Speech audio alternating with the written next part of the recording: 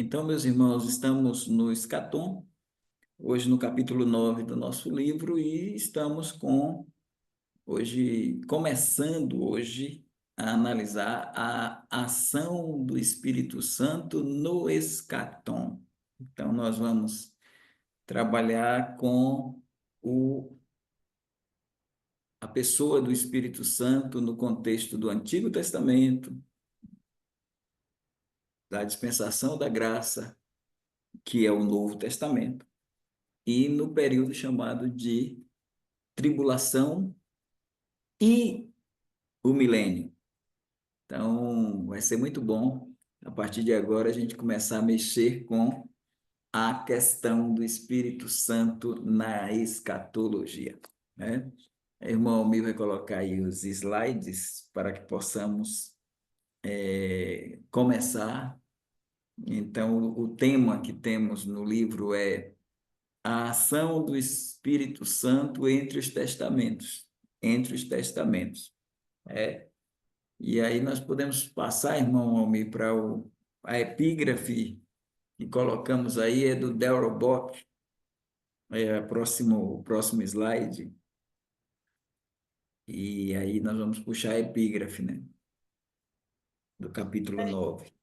Isso pode puxar aí mais, né, passando essa fala aí. Sempre no livro eu coloco a epígrafe. A gente coloca de progressivo, de aliancista, de revisado, as epígrafes são variadas, né? Então, essa aí é do Derobock está aí embaixo, né? Aí você tem Hernandes, Elias e Derobock. Um trio forte aí, viu? Então, nós vamos para a epígrafe do Derobock. Ele diz o seguinte: o derramamento do Espírito Santo, conforme registrado em Atos 2, e a explicação do evento por Pedro comprova que agora Jesus está ao lado de Deus Pai. Jesus, como Senhor, exerce a autoridade salvadora e a prerrogativa de governar do lado de Deus. Isso aí a gente já questiona, porque na ideia do Derobock, o governar é governar do trono de Davi. E o trono da destra de Deus é o trono da graça, é o trono do Pai e não o trono de Davi. Então, dizer que Jesus como Senhor está lá, joia, mas não como Messias. É isso, esse é o nosso contraponto a Derobock. E aí, por isso, diz ele, o reino, na visão de Lucas, está presente não em sua forma final. Não é na visão de Lucas, é na visão de Derobock. Ele que está interpretando assim. É que o reino está na sua forma presente, que não é total, é parcial, na tensão já ainda não, então seria no já, mas em sua forma inaugural, em que as promessas dos últimos dias começam a ser cumpridas. Então, ele está dizendo que promessas dos últimos dias estão cumpridas, geralmente eles colocam a aliança abraâmica, a aliança davídica e a aliança nova, cumpridas no Israel de Deus, que é a parte judaica da igreja. E ele coloca mais cumprimentos é previsto para o futuro. Então, né, nós colocamos essa epígrafe, mas não quer dizer que a gente concorda com ela, é só para a gente ter uma noção também do que pensam aqueles que não pensam como nós pensamos. Pode seguir, irmão Almi, para a próxima lâmina. Então, dito isto na epígrafe, nós colocamos o seguinte aqui: o modo como o Espírito agia no Antigo Testamento e como ele age no Novo Testamento são distintos. Isso todo mundo concorda. O Espírito Santo agia lá no Antigo Testamento de uma maneira e age no Novo Testamento de outra maneira. Uma operação temporária, a ação dele era especial em reis, profetas e sacerdotes.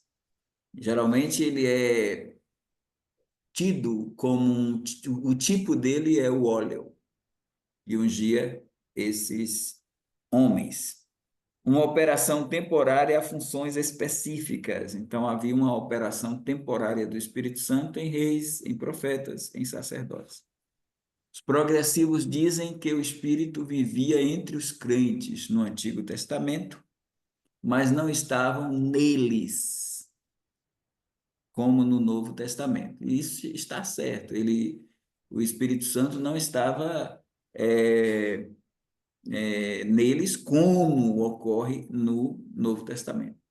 Deus habitava entre eles, Deus habitava entre eles. Mas os progressivos usam um texto que eu acho que não deveria ser apropriado, que eles usam esse texto de Salmos 68:18.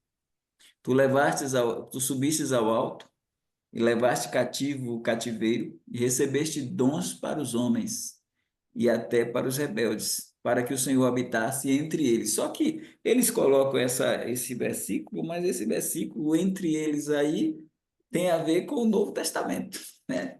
Porque quando Paulo pega Efésios 4 e joga esse versículo para falar que Deus deu dons aos homens e colocou na igreja apóstolos, pastores, profetas, evangelistas, ele está falando de uma ação neotestamentária. E aí, Salmo 68:18 é profecia. Então, utilizar esse texto para dizer que Deus habitava entre eles não é uma exegese boa.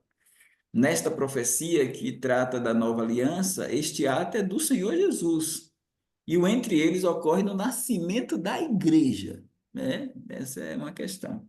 E se a gente ter esse texto aí, por isso subindo ao alto, levou cativo o cativeiro e deu dons aos homens. Ora, isto ele subiu, que é senão que tenha antes, que também antes desceu às partes mais baixas da terra. Aquele que desceu é o mesmo que subiu acima de todos os céus para cumprir todas as coisas. E ele mesmo deu uns para apóstolos, outros para profetas, outros para evangelistas e outros para pastores e doutores, tendo em vista o aperfeiçoamento dos santos para o desempenho do ministério, para a edificação do corpo de Cristo. Então, é algo neotestamentário.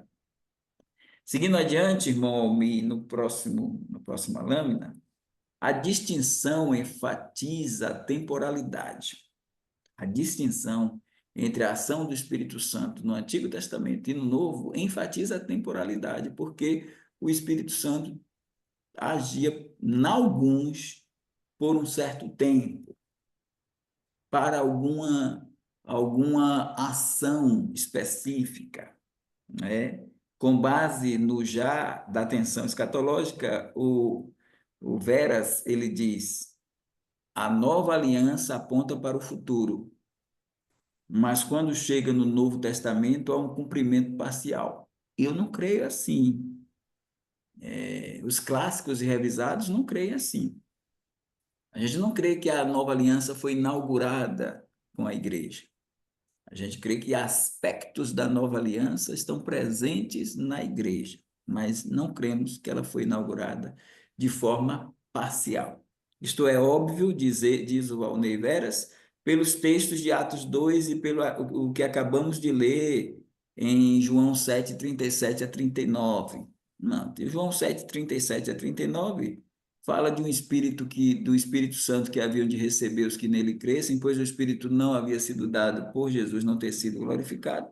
Mas o ato de conceder o Espírito Santo não quer dizer que a nova aliança foi inaugurada.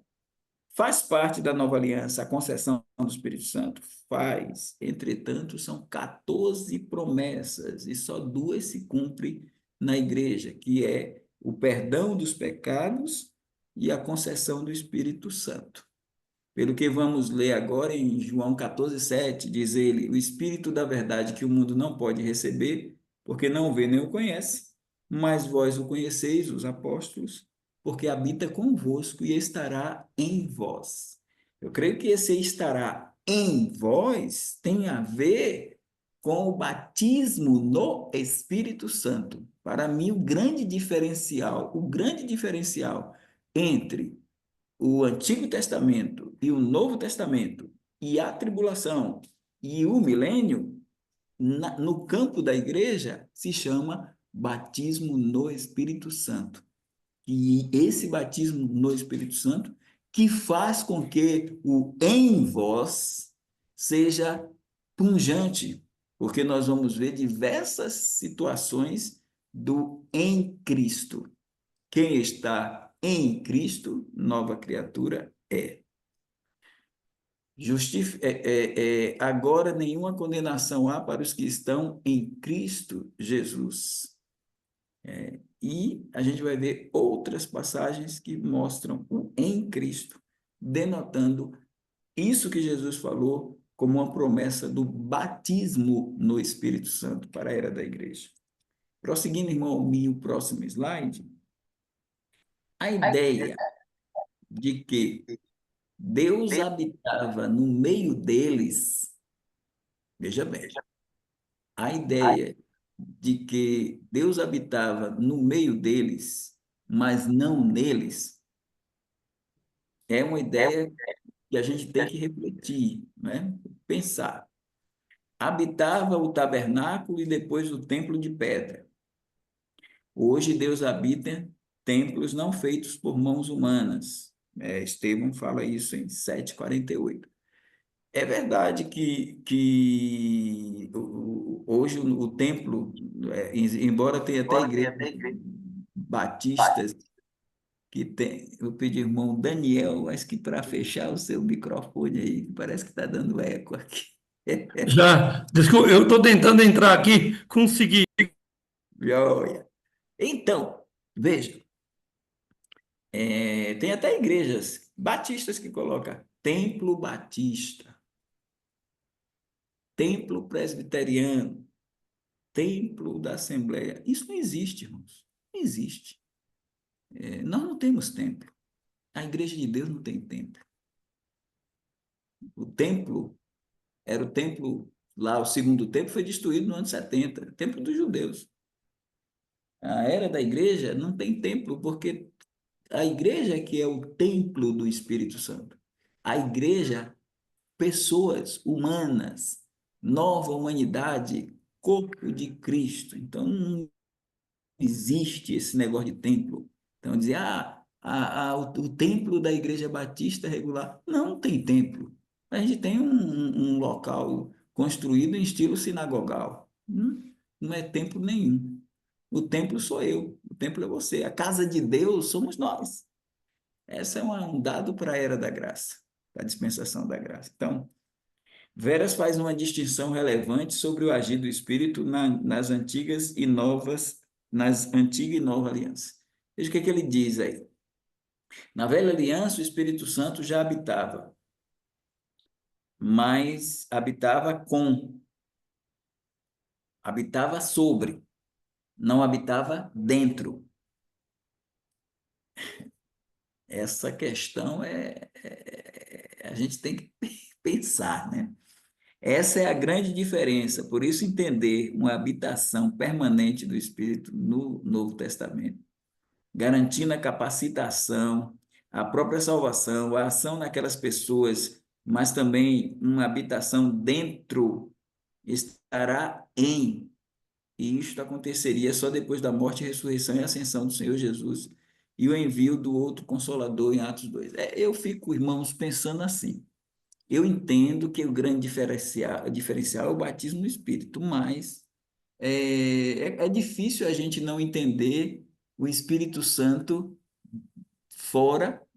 Para nós, o Espírito Santo estava dentro de Isaías, de Malaquias, de Daniel. Ou seja, os 38 irmãos escritores, ou 39, ou 40, ou 37, que escreveram o Antigo Testamento, a Bíblia diz que o Espírito de Deus estava neles para eles produzirem, eles foram movidos pelo Espírito de Deus. Então, é complicado a gente não ver a presença do Espírito de Deus em Moisés, nessa turma toda aí que escreveu o Antigo Testamento, porque o modo como Deus usou os 38 do Antigo, ele usou os 8 ou 9 do Novo, entende?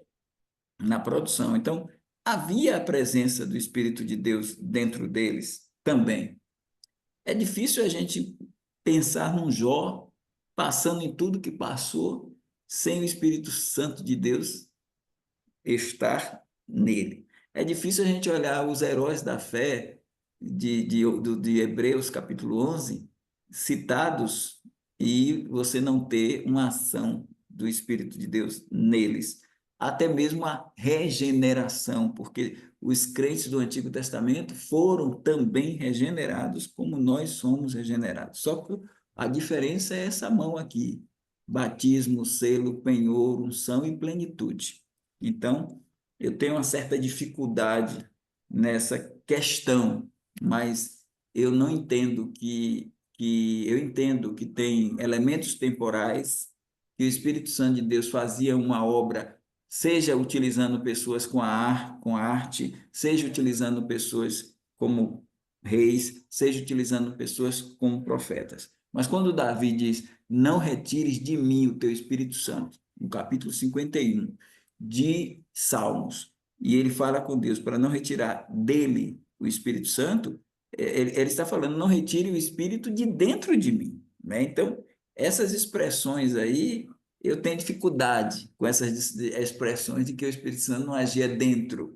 Tem gente até que diz que o Espírito Santo agia de dentro para fora. Não tem, eu não vejo isso no Antigo, de dentro para fora. Então, eu sei que as ações são distintas, mas eu tenho dificuldade com algumas colocações, né? Seguindo o irmão Almi mais um pouco adiante, em o Novo Testamento, o Espírito habita os crentes, habita de uma forma permanente. Mas é preciso notar, em alguns textos, que o Espírito estava neles no Antigo Testamento e até habitava neles. Exemplo: disse o Senhor a Moisés: toma Josué, filho de Num, homem em que reside o Espírito, e impõe-lhe a mão. Homem em que reside. Residir é habitar, não é? Parece que uma das distinções do fenômeno é o tempo da ação do Espírito e não estar neles, entende? Parece que é o tempo da ação do Espírito e não estar neles. Por esta razão, René Pache, ele afirma o caráter temporário e mesmo inesperado da vinda do Espírito Santo é mais uma vez sublinhado pela expressão: o Espírito de Jeová apoderou-se de um certo homem. Estas palavras são ditas, por exemplo, sobre Sansão, em três ocasiões diferentes: diante do leão, em Asquelon, e em Lehi, Juízes 14, 6, 19, 15, 14. Como se no intervalo o espírito não o possuísse da mesma maneira. Joel Pati está certo. Seguindo mais adiante, irmão Almir. Pacheco exemplifica ainda mais da ação, exemplifica mais da ação do Espírito no Antigo Testamento. Diga que ele diz: apresentamos outros exemplos da descida súbita do Espírito Santo. Em 1 Samuel 19:20, o Espírito de Deus apoderou-se dos enviados de Saul e começaram a profetizar. E em 1 Crônicas 12:18, Amassai foi revestido do Espírito e disse: e em 2 Crônicas 20:14, então no meio da congregação veio o Espírito de Jeová sobre Jaaziel e disse. Então, você tem aí essas ações específicas, temporárias. Seguindo um pouco mais adiante, o Scofield ele dá um retrato bem interessante no livro dele, Como um Vento Impetuoso. Ele diz o seguinte, e eu achei interessante essas colocações do Scofield. Ele diz: como tal é associado, para a gente ver a ação do Espírito Santo punjante no Antigo Testamento. Ele diz: como tal é associado com a obra da criação. O Espírito Santo é associado com a obra da criação em Gênesis 1:2, em Jó 26:13, em 33:4 e no Salmo 104:30. Ele age a favor dos pecadores, Gênesis 6:3. Ele ilumina o espírito do homem, Jó 32:8, Provérbios 27. Dá habilidade à mão, Êxodo 31, 2-5, na confecção lá do tabernáculo. Concede força física, Juízes 14:6. Qualifica os servos de Deus para vários ministérios, Êxodo 31:3, 35:21-31, Números 11:5-29, Juízes 11:29, 1 Samuel 16:18, 2 Samuel 23:2. A isso deve acrescentar-se a operação do Espírito para que os homens das épocas do Antigo Testamento fossem regenerados. Isso é importante. Os homens do Antigo Testamento fossem regenerados. Isso é importante. Ainda que a doutrina da regeneração não é ensinada de modo explícito no Antigo Testamento, exceto de modo profético, quando você vê, por exemplo, Jó dizer assim: Eu sei que o meu redentor vive. Então, ele está dizendo que ele foi redimido, regenerado.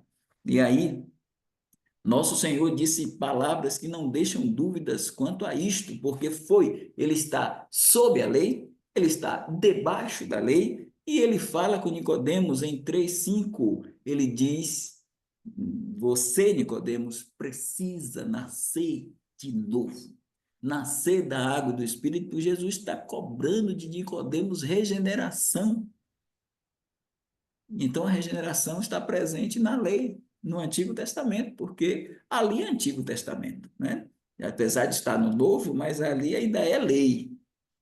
A gente chama de Novo Testamento, claro, os evangelhos são o Novo Testamento, mas o que a gente está colocando é o Novo Testamento, a Era da Graça, ela ocorre a partir de Atos 2, com a descida do Espírito Santo em Pentecostes. Mas aqui ele está dizendo para Nicodemos, ainda dentro da dispensação da lei, que ele precisa ser regenerado. Jesus não ia cobrar regeneração se não houvesse disponibilidade para a regeneração.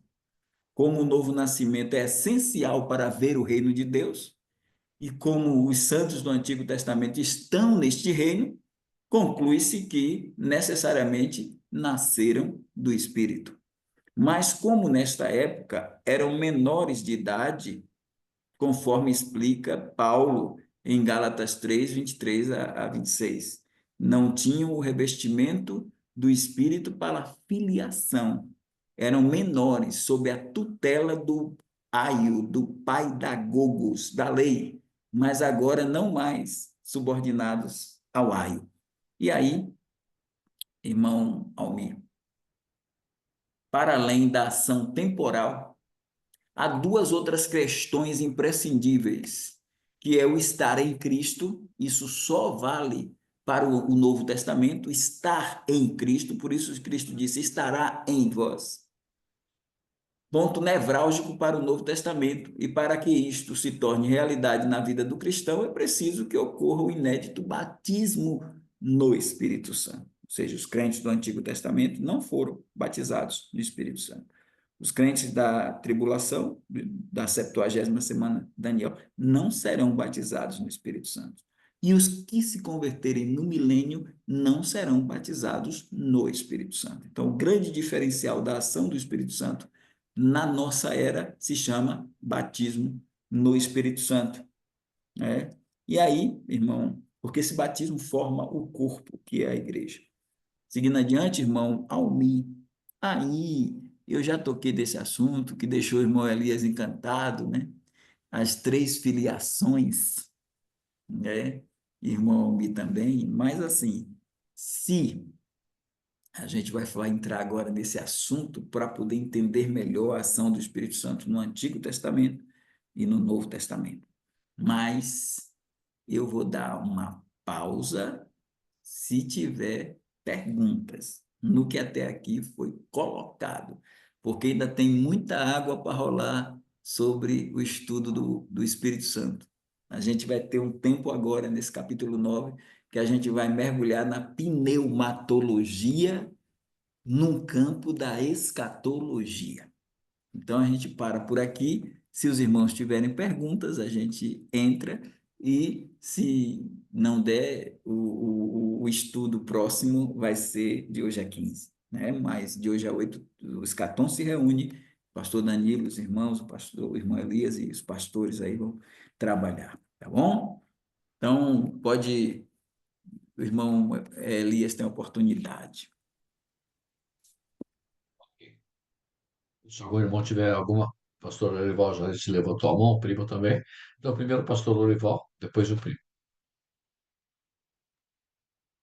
Eu acho que o grande diferencial da ação do Espírito Santo entre o Antigo Testamento e o Novo Testamento, os aspectos aí que o pastor Evaldo mencionou, Aí a gente vai precisar da mão dele, né, para citar os 5 elementos.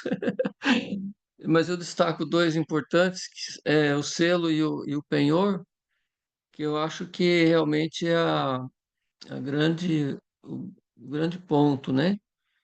Uma vez que estamos selados, isso é até para nós uma segurança, uma paz, uma tranquilidade, uma certeza de que ah, o Espírito Santo não vai, né, sair de nós assim, se de fato não somos filhos de Deus, salvos, regenerados e tal. E o penhor também, para mim, um outro aspecto muito importante. Me lembro quando a minha mãe penhorava as joias dela para levantar uma graninha, para ir tocando a vida, né? E ia na Caixa Econômica, levava lá os anéis e não sei o que e tal, e trazia o dinheiro, e aí saía de lá com o prazo do resgate. Ó, tem que resgatar até tal dia, né? Então, para mim, a ilustração serve bem. Deus, ele vai resgatar a sua joia que está em nós, né?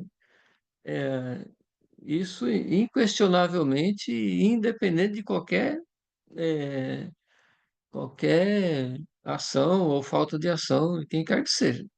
É dele. Então, no que ele fizer esse resgate, nós vamos junto, porque, né, estamos selados, garantidos. Então, para mim, esses dois elementos, e obviamente os outros também, mas esses dois, para mim, são mais destacados, né, nesta obra do Espírito Santo na vida do cristão. Irmão Pastor Lorival, veja. Olha, a mão, eu vou trazer aqui de novo. A mão é batismo, selo, penhor, unção e plenitude. Veja, ó, o selo e o penhor, eles estão vinculados. O penhor ao corpo, a garantia de que nós teremos a redenção número 2, porque já temos uma redenção número 1, que é a redenção espiritual, né? Essa nos vivificou, estando nós mortos em ofensas e pecado, portanto, já temos uma primeira ressurreição. Coloco primeira, mas não confundir, né? Uma primeira ressurreição, ou seja, uma ressurreição primordial. Mas haverá a ressurreição física, que é isso que em 2 Coríntios 5 vai nos dizer, que quem para isto mesmo nos preparou foi Deus, que nos deu o penhor do Espírito, falando lá do corpo, né? De ser absorvido pela vida. Mas esse penhor, irmão pastor Dorival, ele também estará nos crentes do período tribulacional. Por quê? Porque eles também, para obterem a herança, precisarão dessa garantia do Espírito Santo, garantindo que eles vão alcançar a ressurreição do corpo deles. Claro, nós primeiro tendo o aperfeiçoamento e eles tendo o aperfeiçoamento posterior, mas eles também alcançarão a adoção, a saber, a redenção do corpo deles. Como também os crentes do Antigo Testamento terão a adoção. Porque o que é herança? A herança é 20, 21 e 22 de Apocalipse. A herança são dois elementos. Ela aí sim, tem uma parte parcial e outra final. A herança é o reino messiânico, por isso que Jesus vai dizer aos vivos, né, que ele, no julgamento das nações, vinde benditos do meu Pai, possuir por herança, herança, e o reino. Mas tem a herança também número 2, que é a herança de 21 e 22, a nova terra. É uma herança, é o reino eterno. Então tem o reino milenar, tem o reino eterno. Então, o penhor também contempla crentes que não são da igreja, entende? E também o selo, é, a nós nos parece que o selo utilizado por Deus no Apocalipse para os 144 mil e para os outros salvos, porque fala também no capítulo 9 de outros selados, o selo também seria o Espírito Santo. Mas o batismo no Espírito Santo não vai para lá. Eu digo que desses 5 aqui, o batismo e a unção não vai. Por que a unção não vai? O Espírito Santo como unção agora na igreja? Porque a unção ela faz o casamento. A unção tem a ver com o casamento de Cristo com a igreja. Então, se é Cristo e a igreja o casamento, então unção e batismo no Espírito Santo são os dois grandes diferenciais. Agora, o enchimento, vai ter crentes cheios do Espírito Santo na tribulação, e vai ter crentes cheios do Espírito Santo no milênio, que não da igreja. Então, o cheio do Espírito Santo, o penhor do Espírito Santo e o selo do Espírito Santo, ele não se restringe só a igreja. Por isso que, pastor Lorival, eu acredito que o grande diferencial seria o batismo no Espírito e a unção. Os outros três são, claro, eu entendo o pastor Lorival, quando ele fala, ele está falando dessa coisa maravilhosa que está na igreja, de uma forma pungente. Isso nunca vai acontecer. Essa mão só vem para a igreja. Então, o total está correto. Mas, como o penhor, o selo e a plenitude também vai para lá, e a gente tem até cá, a gente vai mostrar, mas tem até cá, porque você tem, por exemplo, João Batista cheio do Espírito Santo desde o ventre de Isabel. Maria cheia do Espírito Santo, aí ela entoa o cântico. Zacarias cheio do Espírito Santo. Então, muita gente cheia do Espírito Santo, a plenitude. Então, tem gente cheia do Espírito Santo no Antigo Testamento. Quando a gente pega essa turma que não está no Pentecostes e que aparece lá, Simeão, Ana, Isabel, João Batista, Zacarias e Maria, essa turma toda lá. Agora, o batismo no Espírito e a unção, eu creio que é o grande diferencial para o período neotestamentário, pensando de Atos 2 a Apocalipse 4:2, ou seja, era chamada dispensação da graça, certo? Eu não sei se eu estou concordando com o senhor, mas assim, eu estou tentando ser sistemático para a gente poder ver Não, eu o entendi, restante. perfeito. O pastor tem razão. Não havia batismo do Espírito no Antigo Testamento, nem a unção no sentido do Espírito, né? Quando João fala, vós tendes a unção, que é vós tendes o Cristo, né? Vós tendes o Espírito de Cristo. Então, coisa que no Antigo Testamento não havia. Isso aí realmente, ah, eu vou acrescentar nos essenciais. Ok. Obrigado, pastor. Desculpa aí, vamos dar sequência, mas antes da sequência, nós esquecemos de dar boa noite para o irmão Carlito, né? O irmão Carlito entrou, estava em pleno lá e tudo bem, irmão? Prazer em vê-lo, viu, irmão? Que bom que está aí conosco mais uma vez, viu? Muito Ok, bom. boa noite aí a todos. Boa Boa noite, irmão. noite. Primo. Depois a irmã Cristina e depois o irmão Daniel. Primo. Ó, pastor, eu queria que o pastor fizesse um comentário sobre o que foi dito aí, a consideração lá do Veras, diferenciando o Velho Testamento do Novo, quando ele diz lá que habitava com e sobre, né? E não dentro. E olhando para o texto ali de Segunda Reis, quando Eliseu, ele pede no finalzinho, né? Segunda Reis 2:9, ele diz, né, para Elias: peço-te que haja porção dobrada do teu espírito sobre mim, né? Então esse sobre aí existia também essa ação sobre, e lá ele fez, né, a distinção com e sobre e não dentro. Gostaria que o pastor comentasse um pouco mais sobre esse. O pastor Valnei, ele é dispensacionalista progressivo, ele é batista regular e é dispensacionalista progressivo, ele hoje comanda em São Paulo a editora Batista Regular, né? É, Sou muito amigo dele, mas eu fiz o livro, mandei para ele.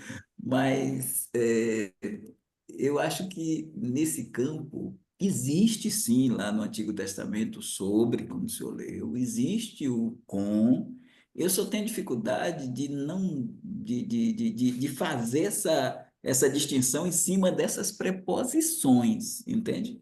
Porque, por exemplo, quando o apóstolo Pedro fala de capítulo 1, aí ele diz sobre o Moisés, Noé, né?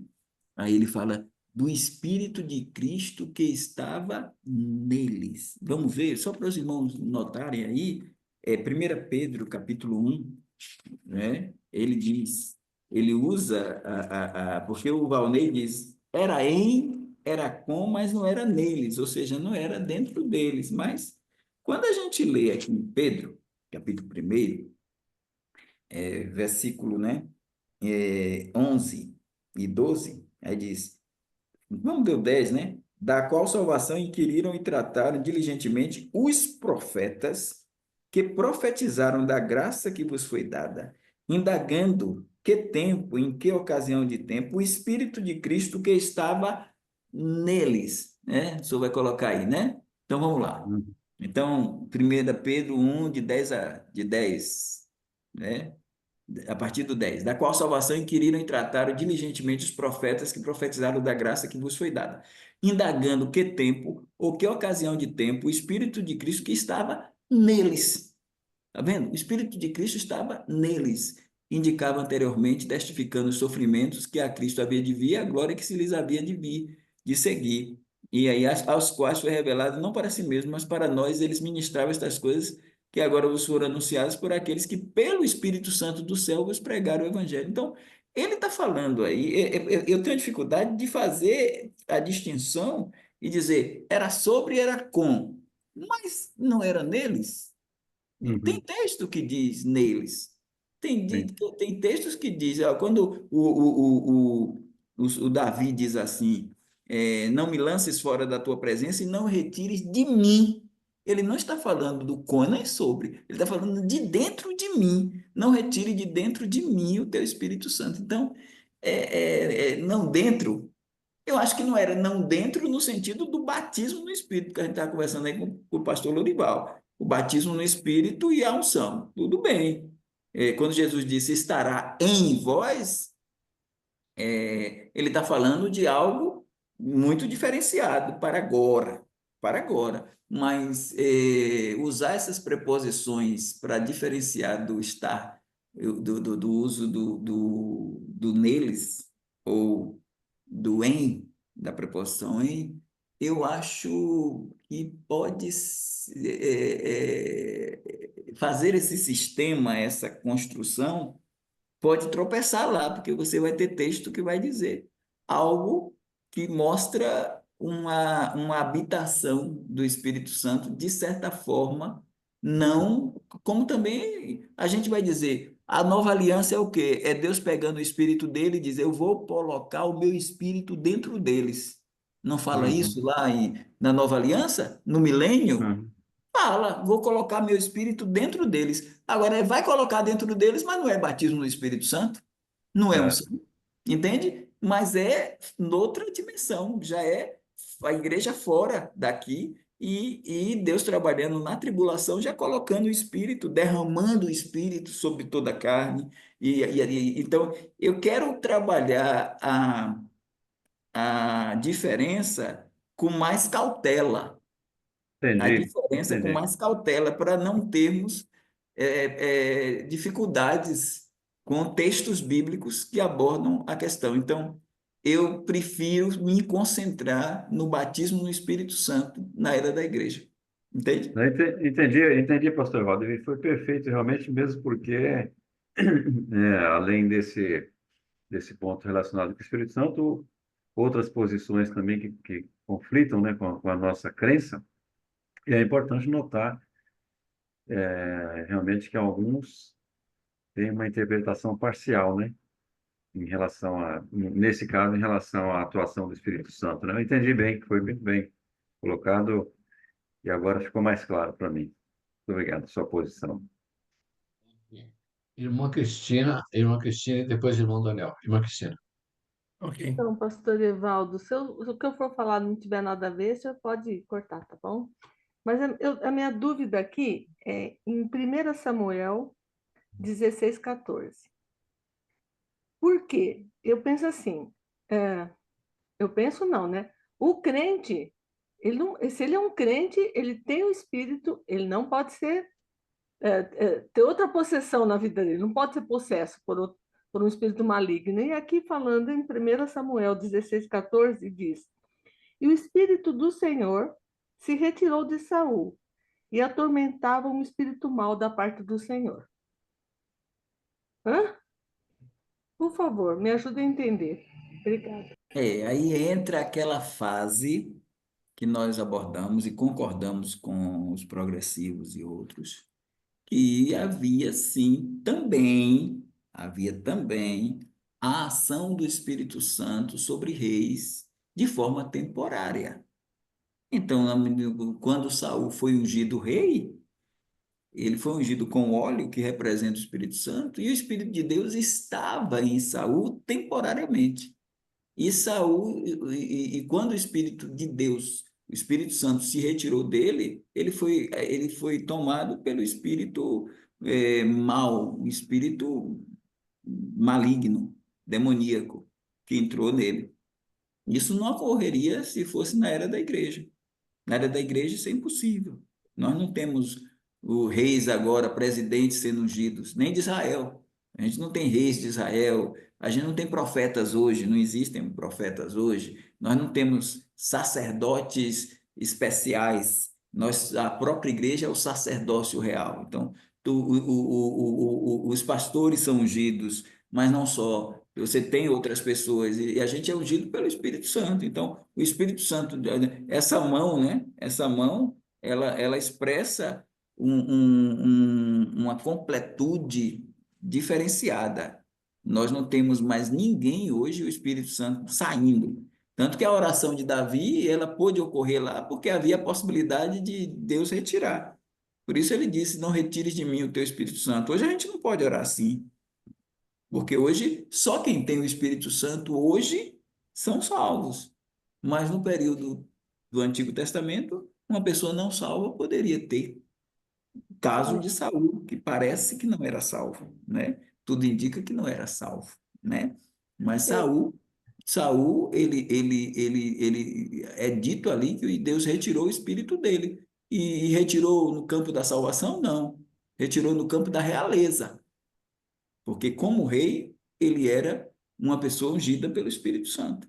E não só ele. Salomão, Davi, né? Mas no caso dos três, dois são salvos e um é perdido. O Salomão é perdido. Desculpa. Oh, O Saul é perdido, mas Salomão e Davi não. E Deus, o Espírito de Deus estava nos três. Como também nos reis, nos juízes, né? seria o caso Sansão. de Sansão? Sansão vinha o espírito sobre ele para. É isso também ou não? E Não tem isso nada. vinha e se retirava também. Houve saídas e entradas. Então o Houve um espírito não momento tinha que a ver. o Espírito se apoderou dele, outro momento que se afastou, e outro momento que se apoderou, até para ele poder, como nazireu de Deus, né, atuar contra os filisteus. E Não tinha a houve ver com essa, salvação, então? hein? Não tinha a ver com a salvação? Porque como que Sansão pode? em si, enquanto E juiz, Saul não. também. Ah, Mas ele era salvo. O Sansão era salvo. Inclusive está na galeria da fé, né? sim, sim, lá, tá Está lá na na Galeria galeria da lá. Fé. Está na Saul, galeria, está no livro da vida, viu? Está na galeria da fé, está no livro. Então Sansão está lá. Mas havia casos de ação do Espírito Santo temporária em reis, profetas e sacerdotes. Havia no Antigo Testamento. Então, a ação do Espírito Santo no Antigo Testamento é distinta da ação do Espírito Santo no Novo Testamento. Agora, o que a gente está colocando é que havia regeneração pelo Espírito Santo. E se havia regeneração, você tem pessoas salvas. salva. E ali pelo Espírito Santo. Assim, o Espírito Santo agindo, claro, por Cristo, mas com a ação do Espírito Santo, como acontece com a regeneração na igreja. Agora, claro que na igreja a gente tem outros elementos que não tinha no Antigo Testamento, como o Tá batismo, bom, por exemplo, e a unção. tá bom, tá certo, então. Obrigado. Pastor Evaldo, Antes, ainda antes, sobre a antes pergunta do. da Cristina, em cima da pergunta da Cristina, posso fazer um adendo aí, rapidinho? Fazer Então, também, pastor mas Evaldo, pode fazer, primo. então, Faça, depois eu faço. o pastor Evaldo, Pedro teve possessão demoníaca? Não, o Pedro, ele recebeu assim, uma cutucada de Satanás, né? Satanás jogou no ouvido dele aquelas expressões, porque ao mesmo tempo em que Pedro, o Pai revela Cristo a Pedro, isto, Simão Barjonas, não foi tu, mas o Pai, no mesmo capítulo 16, que ele traz algo maravilhoso e diz: Foi o Pai quem tu revelou.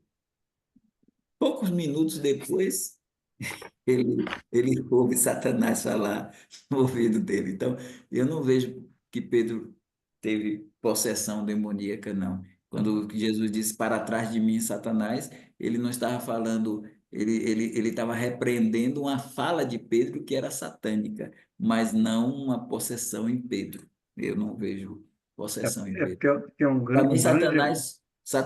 Inclusive, Satanás não possui ninguém. Então, não pode dizer possessão demoníaca, porque foi Satanás. E Satanás não possui ninguém. É, O único que ele possuiu foi Judas e depois o anticristo, mas quem possui é demônio. E ali não tem a presença do demônio. Jesus Cristo está repreendendo o Satanás mesmo, que soprou no ouvido de Pedro, e não um demônio que tivesse entrado em Pedro. Uma certa ocasião, alguns anos atrás aí, houve até uma desavença entre um pastor de renome, né, que dava aula no seminário Batista Regular,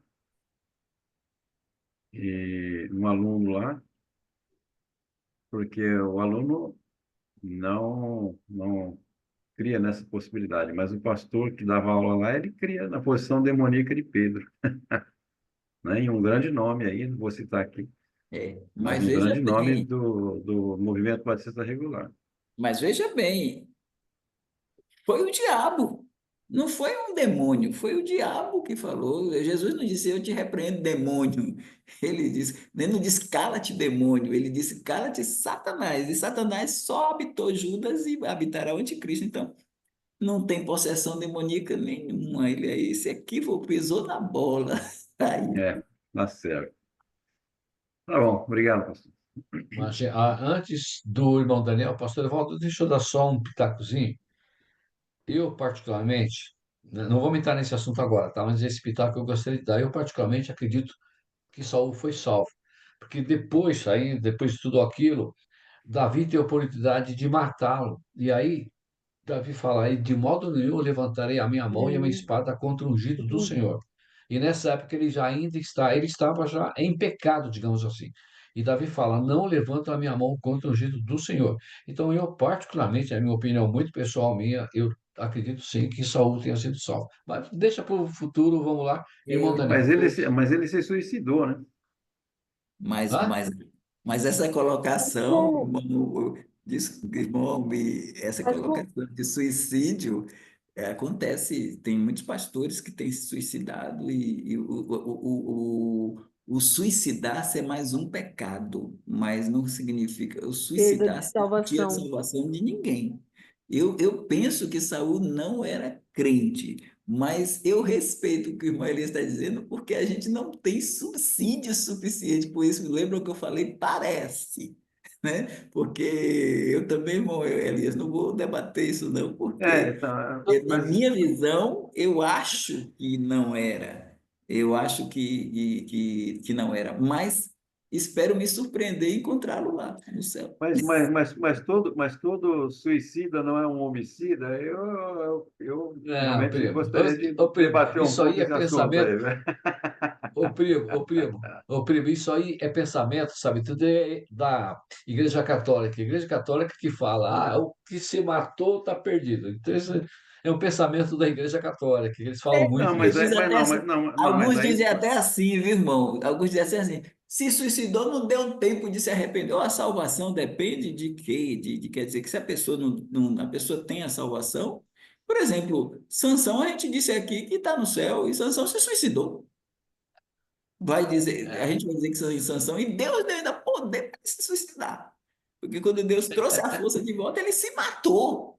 Foi um é, suicídio. Ele, não fez- ele se matou e matou os filisteus ali, mas ele se suicidou e não está no céu. mas aí tem que ver o contexto, né? Eu acho que tem alguma coisa aí relacionada com o Não, eu contexto que sei que precisaria ser analisado. muitos suicidas, e grande parte, mas assim, irmão, o suicídio é mais um pecado. Como o homicídio é um pecado. O crente não pode matar alguém? Não deve, mas não pode acontecer de alguém entrar na nossa casa. Claro, eu não tenho arma, não, viu? Mas tem crente que tem. De repente, o indivíduo entrou na casa dele para fazer alguma coisa, o ladrão, ele meteu fogo lá e matou. Então, ele se tornou um homicida ali. Mesmo que seja legítima defesa, ele não é policial, né? Ele matou. Se Então, for, mas é um pecado. É um se for por pecado como o suicídio é um pecado, entendeu? Suicídio é um pecado como o homicídio é um pecado, como outros pecados. E pecados não tiram a salvação do crente. O crente é salvo e nasceu de novo, ele morre de novo. Agora, se ele cometer um suicídio, ele responde lá diante de Deus e as perdas de galardões e outras coisas, mas eu estou falando isso, mas não estou incentivando ninguém a se matar. Mas a gente tem que ponderar aí que eu vi um pastor se fez um culto, pregou maravilhosamente e aqui numa cidade daqui da Bahia, e quando chegou em casa, a esposa encontrou ele meu enforcado Deus. no quintal. Estava com depressão, estava com uma forte depressão. E eu vi muita gente nos comentários dizendo: esse foi direto para o inferno. Que negócio é? Ele foi velado até na Igreja Batista aqui da convenção, né? Então, que negócio é esse dizer que É, o pastor tirou a sua vida e foi direto para o inferno, né? Mas, assim, a gente é sempre delicado, é bem vai delicado. estimular as pessoas a viverem, a não se matar, porque a gente não tem direito de tirar a nossa vida, mas do mesmo jeito que a gente não tem direito de tirar a vida do outro. Tirar a vida do outro e tirar a sua vida está no mesmo patamar, né? Mas isso aí é outro assunto mesmo, né, irmão Elias? É outro assunto e realmente seria muito interessante se pudéssemos tratar, porque É. eu tenho algumas Porque dúvidas em relação a isso. o Saul, ele falou, ele se lançou sobre a espada para que um incircunciso não matasse ele, né? Eu sou meio daqui do irmão Elias, eu acompanho ele, eu fico em dúvida se ele era salvo ou não. Ele tinha aquele espírito maligno, mas. Sim. Obrigado, viu, pastor Evan? Ô, Mir, É, irmão será, Daniel, será que algum pecado invalida a graça de Cristo Jesus? Não, absolutamente. Maravilha. Mas me diz uma coisa, mas também, por exemplo, a, o selo do Espírito que habita em nós, por exemplo, ele nós não temos essa proteção de Deus em relação a algumas questões, alguns comportamentos da nossa vida Por isso, diária. irmão, Então, irmão Almir, é por isso que, regra geral, dificilmente, até com depressão, dificilmente um crente tira a sua vida. Geralmente ele pede a morte, como fez Elias em depressão, sim, como sim. fez outros tantos, né? Judas se matou. Mas assim, tem casos de medicamentos provocarem suicídio, tem casos de depressão alta provocarem suicídio. Então, são casos de doença, né? Então, claro que o Espírito Santo em nós, ele vai ficar muito triste se a gente cometer uma tristeza dessa, mas, é, de regra geral, o crente não faz isso, mas pode acontecer. Eu não descarto essa possibilidade. E também, É, eu, Almir, também a Bíblia fala: não apagueis o Espírito Santo que habita em vós. Tem crente que ele pode apagar a ação do Espírito Santo e ir para uma vida completamente tortuosa e lá nessa vida tortuosa até tirar a vida de outra pessoa. E aí, deixou de ser crente por conta disso? Pagou a ação do Espírito Santo e viveu na carne, né? Deixando aí, dando vazão às obras da carne e não os frutos do Espírito. né? Eu preciso estudar melhor esse assunto, realmente Bom tema. preciso Ok. estudar um pouco melhor. Vamos seguir então, irmão Daniel. E eu vi que o irmão Carlito tinha levantado a mão. Então ele seria, depois do irmão Daniel, vai ser você, irmão Carlito. Ainda, se ainda quiser, tá bom? Então, irmão Daniel, por favor. Dá tempo ainda hoje? Se não, faz semana que vem. Não, temos aí, tem muito tempo, tem 5 minutos. Pode fazer. Semana que vem eu não estou aqui, não. Pastor Evaldo, muito obrigado pelo posicionamento aí sobre os 5 características, né, ficou muito, gostei demais. Nessa questão de João Batista, então ele é uma coisa que eu sempre tentei estudar, mas nunca compreendi direito. As pessoas iam para o deserto para se encontrarem com João Batista e ele lá falava do arrependimento. Aquilo ali seria o ato da regeneração, mas ali foi com água, né? Como que fica esses 5 estudos que o senhor fez? Muito bom. Eu vou ler, eu vou ouvir outra vez, vou marcar direitinho, ficou muito bom. E nesse caso de João Batista, onde entra ali?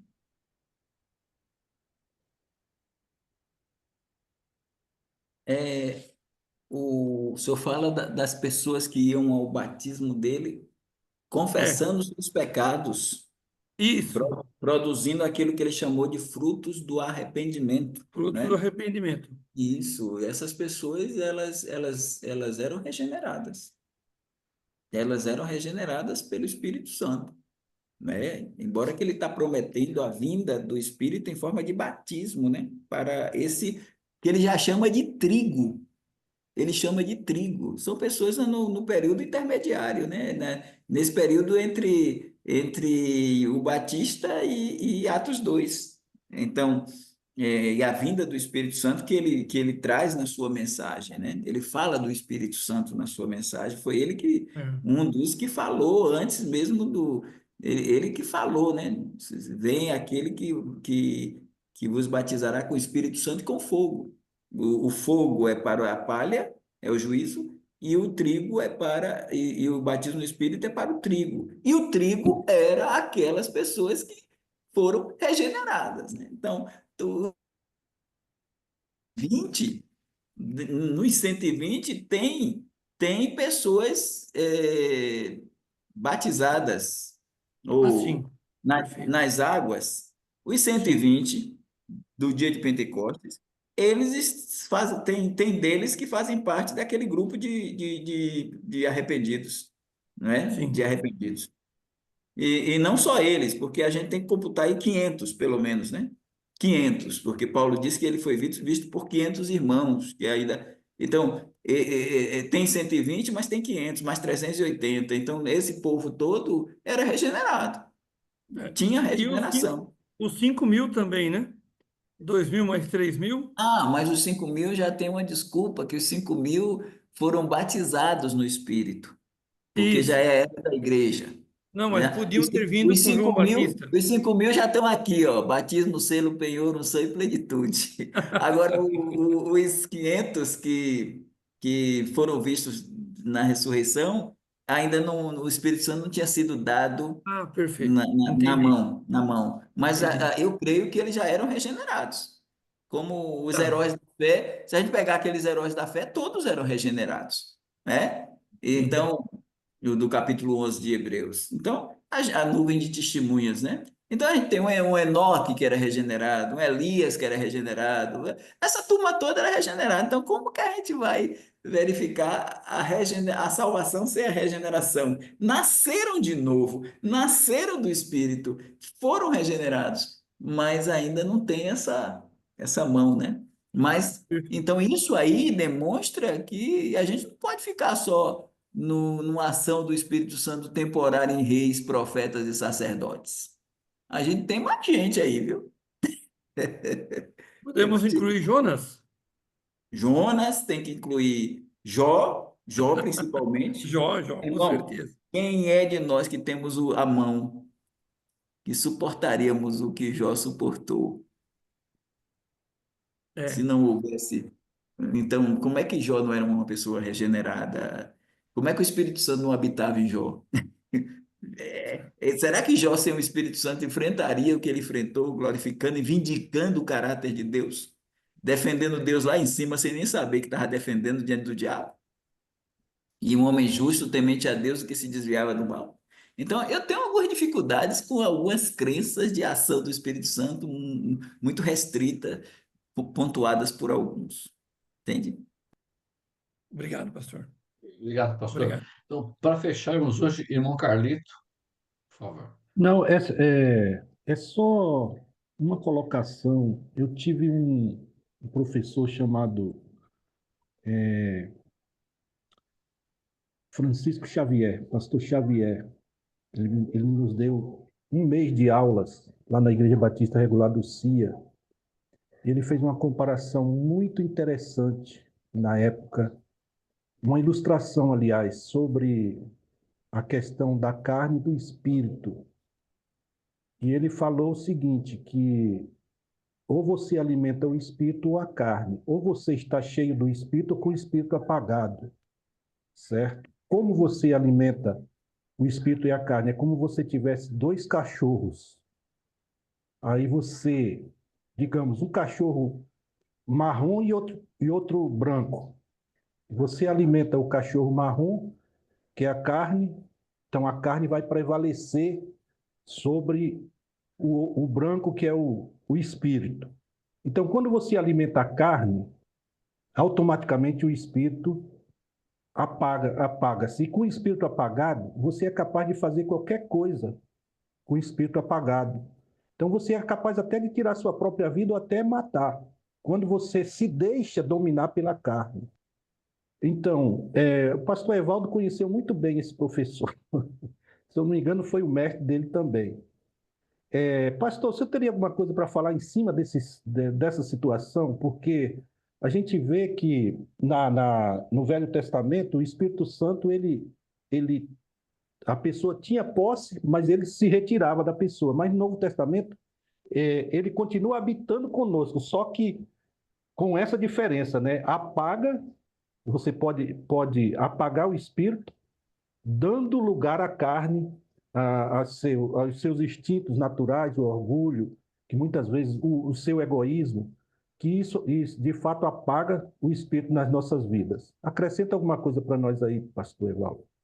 O pastor Xavier foi o meu Gamaliel, né? Eu fui criado aos pés dele. Inclusive esse livro aqui, ó, olha ele aqui. Pérolas de uma Vida no Altar. Ele participou da fundação da IBREB em 1953. Ele foi o secretário, né? Pastor Xavier fundou as igrejas Maranatas, eu lidero uma, e fundou a Igreja Maranata, a primeira igreja batista regular de Feira de Santana foi fundada por ele. E esse livro nós lançamos, a autobiografia dele. Então, é um homem sábio, né? Santo e sábio. Mas trazendo aí, irmão Carlito, para o nosso. É bom a gente entender que, claro, essa comparação dos cães, né? Dos dois cães, e a pessoa foi perguntar ao adestrador como é que ele faria. Aí ele disse assim: você quer que quem vença? Ele quer que eu quero que esse perca e esse vença. Então alimente mais o que você quer que ganhe e deixe o que você quer que perca passar fome, né? E aí resolve o problema. Agora, irmãos, eu sou da tese e o professor do irmão Elias, não sei se colega ou professor, parece que professor Israel Bjork, Israel ele lê Bjork, seu livro, né, sobre meu professor. a Colega. quetonomia também, e a irmã Cristina tem um material bom dele. Assim, o que a gente vê é que não existe crente carnal. Não existe crente carnal. Quem é carnal é o homem natural, é ele que anda segundo a carne. Não somos nós que andamos segundo a carne, são eles. Agora, existe um momento que alguém pode agir como carnal. Foi o caso de Corinto, que Paulo repreendeu. Ali não estava chamando os crentes. Ele dizia, eu não pude vos falar como a espirituais, mas como a carnais, como a meninos em Cristo. Então, o crente é aquele que anda segundo o espírito e não segundo a carne. Então, a ideia de apagar o espírito não é a ideia de anular o espírito das nossas vidas, é a ideia de não se deixar encher pelo Espírito Santo. E aí, ao invés de estar cheio do Espírito Divino, está cheio do Espírito de vinho, né? Que é parecido, mas não é igual. Então, o crente em Cristo, quando Paulo diz não apagueis o Espírito, está no mesmo patamar de não deis lugar ao diabo. Então, não é apagar o Espírito no sentido do Espírito ser anulado de nossas vidas. Nós estamos selados, penhorados, ungidos, batizados e plenificados no Espírito. Natural é a gente viver uma vida espiritual de peso, de poder, né? Mas se houver alguma atitude carnal, essa atitude carnal de apagamento do espírito não é uma atitude que a gente deve olhar no sentido pleno, ou seja, por isso que a gente diz, existe o crente, o homem espiritual, e existe o incrédulo, o homem natural. Está lá em 1 Coríntios, capítulo 2, retrata bem isso. O homem natural e o homem espiritual. Então, o crente é um homem espiritual. Agora, as recomendações de vida prática. Não apagueis o espírito, não deis lugar ao diabo e tal. É no sentido da gente viver mais, o fruto do espírito está mais constante em nossa vida. Então, está mais nessa dimensão para a era da igreja. Então, não tem cabimento o crente ser uma pessoa carnal ou um apagador do Espírito Santo na sua vida. Não tem como. Não tem, né? Agora, quando Paulo fala, é no sentido da gente priorizar as coisas do Espírito, crucificando a carne com as suas paixões e se revestindo cada vez mais do Senhor Jesus. É nesse campo, né? É nesse campo aí. Ok. Obrigado, pastor. Certo. Feito, irmão Carlito? Então tá bom. Chegamos aí no nosso horário já passou alguns minutinhos, mas não tem jeito, né? Sempre passa um pouquinho.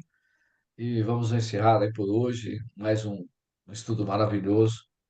Agradeço a todos os irmãos que participaram, né? A presença de todos é super importante, as colocações, as perguntas, né? Pastor Evaldo, muito obrigado mais uma vez. Que Deus abençoe o irmão na conferência, no lançamento do seu livro lá.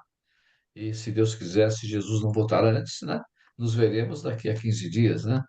Mas que seja muito abençoado lá, viu, pastor? Deus abençoe ricamente, tá bom? Amém. Já com a gente estudando agora a filiação una, dupla e tríplice do homem, né?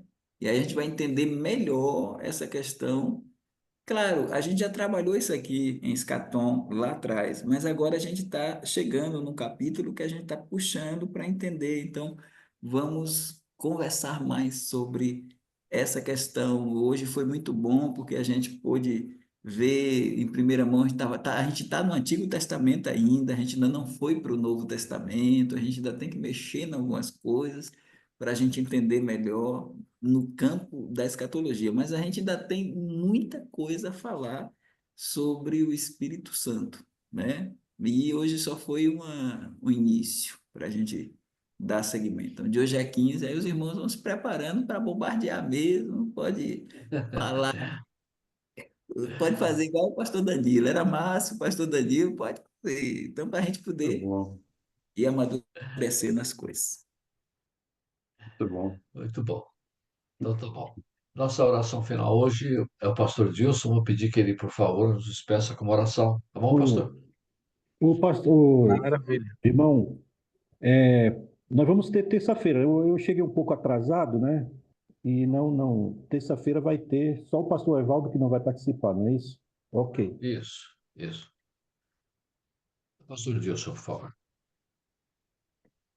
Senhor Deus, graças te damos pela a tua bondade de cuidar de nós, pelo dia que já se foi, manhã, tarde, à noite nós adentramos, já estamos avançando, pedimos o teu cuidado, que o Senhor venha vigiar sobre o nosso sono, nos dando um descanso reparador para que, se o amanhã chegar para nós, possamos viver para a tua glória. Ainda no dia de hoje, pedimos aos que estão nas faculdades, nos colégios, nos seus trabalhos, o ir e o vir, a tua proteção, que o Senhor esteja guiando, guardando. Rogamos ao Senhor por esse tempo do pastor Evaldo e os irmãos que ali estarão presentes nesse evento Natal, que o Senhor esteja os abençoando de uma forma toda especial. Também, Senhor Deus, com esse novo material, que possa haver uma grande aquisição e que o irmão seja recompensado pela sua fidelidade, como até aqui o Senhor tem o ajudado e o preservado entre nós para nos abençoar. Que o Senhor cuide da viagem, todo o tempo, ir, a estadia, o retornar. Deus, colocamos no teu altar. Também, Senhor, pedimos a tua graça pela vida do pastor Danilo, a irmã Elisângela, sua mãe, a saúde das mães, a recuperação, que a graça do Senhor esteja ali com eles, também o pastor Zé Soares, a família, dando da irmã Rose, deles ali, que venha dar plena recuperação para a tua serva. E a nós, Senhor Deus, a nossa família, que temos alguns desconfortos ou até enfermidades físicas, que o Senhor toque na nossa vida, nos dando graça para a saúde física, saúde emocional, nos dando sabedoria para viver na tua dependência. Sabemos, Senhor, que há tantos irmãos que têm os seus problemas emocionais, suas estruturas abaladas, que eles possam confiar e descansar no Senhor. Ó Deus, cuide de nós. Mais uma vez, colocamos o teu povo, a tua igreja diante de ti. Nós temos todo o conforto aqui na nossa nação como igreja, e há tantos irmãos aí fora penando, sofrendo perseguições, mas estão firmes nos teus propósitos. Que o Senhor cuide de nós. E lembra-te, Senhor, que estamos aguardando o teu chamado. No nome de Jesus. Amém. Amém. Uma boa noite a Amém. todos, meus irmãos. Um grande abraço. Obrigado. Boa noite, meus Obrigado, irmãos. pastor Evaldo. Boa noite. Boa Boa noite, noite a gente. todos. Um abraço a Boa todos. noite, Boa boa noite. conferência, Abraço, pastor abraço a Evaldo. Deus todos. abençoe. Boa noite. Assistam boa um noite. vídeo Obrigado. lá, que vai ser uma benção. Isso, vamos assistir. Até.